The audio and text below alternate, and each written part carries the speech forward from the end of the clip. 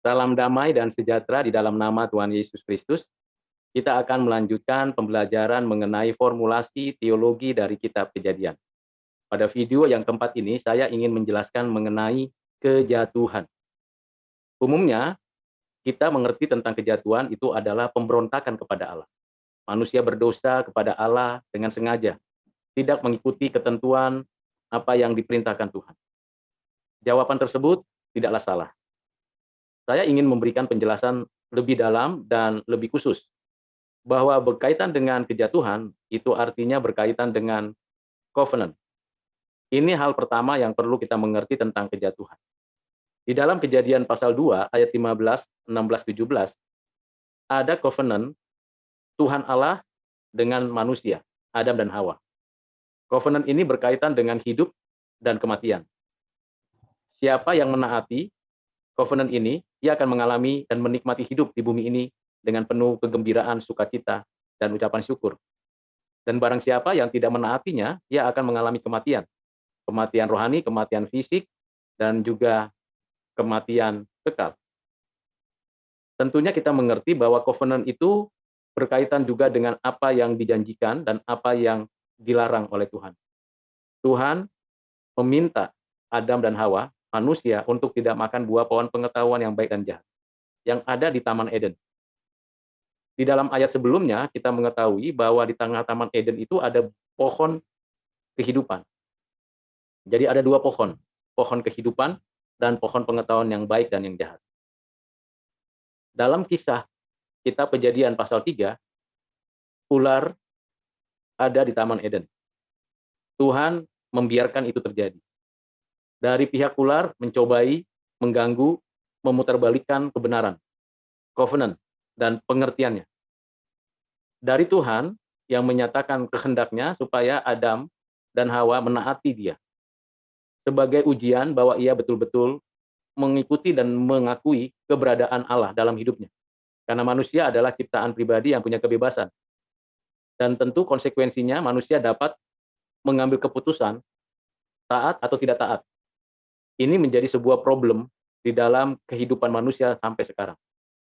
Ketika manusia dengan sengaja melanggar covenant Allah dan dengan sengaja melakukan tindakan melawan Allah, maka kita tahu bahwa manusia bukan lagi orang yang taat kepada Allah. Dengan demikian, posisinya manusia itu di hadapan Allah adalah orang yang tidak taat. Tidak mau mengikuti kehendak Allah, malah dalam hatinya menuruti kehendaknya sendiri, dan ada referensi dari ular yang ada di taman itu. Ini penjelasan formulasi yang pertama. Yang kedua yang saya ingin menjelaskan adalah mengenai kejatuhan itu dalam pengertian tidak tepat sasaran.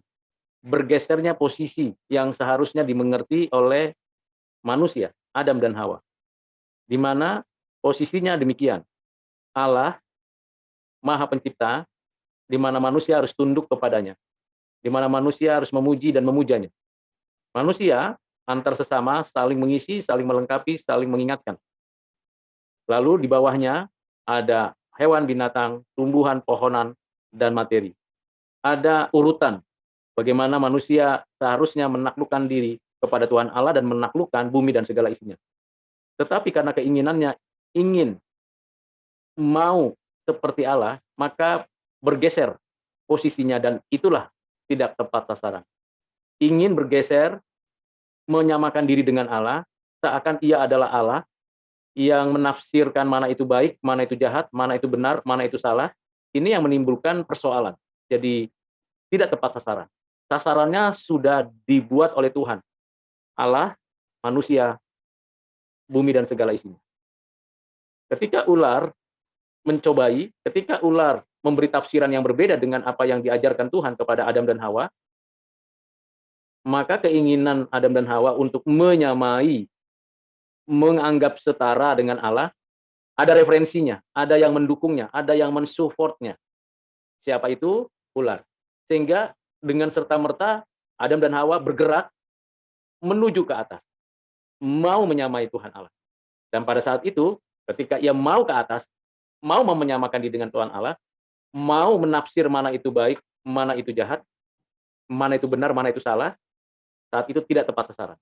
saat itulah manusia berdosa. Saat itulah manusia sudah berada di dalam posisi yang sungguh-sungguh memberontak kepada Allah. Itu hal yang kedua yang kita mesti pahami tentang kejatuhan. Yang ketiga, kalau kita berbicara tentang kejatuhan, maka hal yang paling esensial mengapa manusia itu bisa memberontak, melawan dengan sengaja dan sadar, karena manusia memang memiliki kebebasan. Itu fakta. Dan sampai sekarang kebebasan merupakan tuntutan alamiah bagi siapa saja. Dan itu memang secara inherent pada diri manusia ada keinginan untuk bebas. Dan kebebasan itu menjadi sebuah kenyataan. Tetapi manusia harus menyadari kebebasan manusia adalah kebebasan yang diciptakan. Kebebasan yang ada dalam satu sistem. Kebebasan yang berkaitan dengan kedaulatan Allah dan segala tatanan yang ada di bumi ini. Jadi tidak mungkin manusia punya kebebasan yang mutlak, tetapi ingin memutlakkan kebebasannya. Dan kebebasan itulah yang menimbulkan manusia melakukan tindakan melawan Allah. Dengan demikian, manusia berada dalam posisi jatuh. Jatuh berarti melanggar covenant, tidak tepat sasaran, dan menyalahgunakan kebebasan. Dari tiga hal ini, kita melihat dan menyaksikan di dalam kehidupan kita sehari-hari sampai sekarang, maka ada tiga hal juga akibat daripada kejatuhan manusia, yaitu kematian, kematian rohani, hubungan dengan Tuhan Allah terputus, kematian jasmani, tubuh kita yang terdiri dari tubuh dan jiwa kita, keberadaan kita itu terpisah dengan meninggal dunia. Hubungan jasmani dengan rohani kita terputus. Nah, itu namanya kematian. Tubuh kembali ke debu tanah, roh kembali kepada Tuhan Allah untuk pada waktunya dibangkitkan dan pada waktunya akan dihakimi. Kalau dia orang percaya menerima keselamatan, kalau dia bukan orang percaya akan dihukum selamanya. Dan itulah kematian yang ketiga. Dari kematian yang ketiga ini, kita bisa mengetahui bahwa ternyata memang di umat manusia ada dua kelompok yang tidak bisa dipungkiri. Orang-orang yang menuju kepada kebinasaan, walaupun diciptakan Tuhan, dan orang-orang yang menuju kepada hidup yang kekal, dan ini juga diciptakan Tuhan. Sama-sama umat manusia, tetapi ada dua kelompok. Tidak ada tempat netral. Nah, ini kejatuhan. Dampak dari kejatuhan yang terjadi pada diri manusia, paling tidak ada tiga hal. Pertama, rusak total. Kedua, tidak mampu total. Ketiga, hidup dalam kejahatan. Jadi tiga ini dampak dari kematian tadi. Kematian rohani dan kematian fisik. Dan tentu bagi mereka yang tidak ditetapkan Tuhan Allah, walaupun diciptakan Tuhan Allah, yaitu mereka yang binasa, akan mengalami kebinasaan. Dampak rusak total. Maka seluruh tatanan dalam diri manusia, pikirannya masih ada, kehendaknya masih ada, afeksinya masih ada, kebebasannya masih ada, tubuhnya masih bagus, masih ada, tapi arahnya, strukturnya, kehidupannya sudah rusak. Seperti kita bercermin, cerminnya sudah retak-retak. Bagaimana kita memahami arah yang rusak? Sederhananya, kita ingin berbuat baik, tapi yang kita lakukan yang jahat. Atau sebaliknya, ada orang yang ingin berbuat baik sama kita, malah kita lakukan kejahatan balas kepada mereka. Nah, ini sudah rusak. Rusak pikiran, teori konsep yang melawan Tuhan makin bertaburan di dalam dunia yang fana ini. Yang kedua, tidak mampu total. Manusia berupaya untuk mencari Tuhan. Tapi manusia sudah berdosa, tak mampu dan tidak mungkin datang kepada Tuhan dengan usaha sendiri. Maka arah yang salah menyebabkan terbentuklah agama dan keyakinan yang sampai hari ini bisa ribuan agama dan keyakinan, yaitu upaya manusia untuk mencari Allah.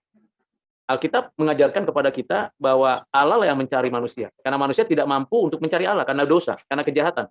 Bukan tangan Tuhan tidak panjang untuk menolong, bukan telinga Tuhan tidak tajam untuk mendengar, tetapi yang menghalangi adalah dosa kita, kejahatan kita, posisi kita yang sudah jatuh.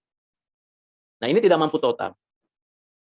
Dampak ini menyebabkan adanya keagamaan, keyakinan menyembah ciptaan, berimajinasi bahwa ada Allah yang disembah dan sebagainya. Dan yang berikutnya adalah hidup jahat. Ini terjadi sampai sekarang. Kejahatan bukan melulu melakukan pelanggaran-pelanggaran etika moral, tetapi juga berkaitan dengan cara pandang, cara hidup, dan keseharian. Kejahatan itu bisa terstruktur di dalam suatu kelompok atau komunitas. Di dalam pengertian itu kita bisa membaca peristiwa-peristiwa yang terjadi dalam kitab Kejadian. Bagaimana Kain membunuh Habel. Bagaimana orang-orang di zaman Nuh yang melakukan kejahatan, hanya Nuh yang mendapat kasih karunia Allah sehingga Tuhan menghukum bumi dengan air bah, tapi Nuh dan keluarganya diselamatkan. Di zaman di mana Abraham masih di Ur, Tuhan menghukum orang-orang yang ada di tanah Sinear mau mendirikan Menara Babel. Dan tentunya juga kita melihat ada kota Sodom Gomora yang dihukum Tuhan dengan api belerang dari surga, dan banyak lagi kejahatan-kejahatan manusia yang dihukum Tuhan. Dari sini kita dapatkan bahwa manusia memang berada dalam kondisi selalu cenderung hati berbuat jahat. Sampai sekarang, kejahatan bisa ada dilakukan oleh manusia, baik yang berpendidikan maupun tidak berpendidikan, baik yang beragama maupun tidak beragama, baik yang sudah memiliki kebutuhan ataupun yang tidak, baik yang kaya maupun miskin. Kejahatan tidak memilih ini urusan siapa, ini adalah kemanusiaan kita yang berlaku jahat. Nah, itu dampak dari kematian kita, kematian rohani.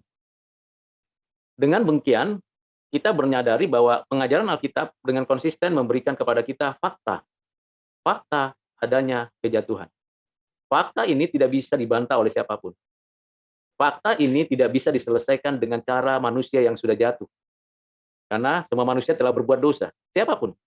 Saudara dan saya, orang yang sudah berdosa. Tidak bisa diselesaikan dengan kita beragama, dengan kita memilih salah satu agama, lalu melakukan ritual-ritual keagamaan. Apakah itu bisa selesai? Apakah kita betul-betul meninggalkan dosa, perbuatan jahat? Tidak.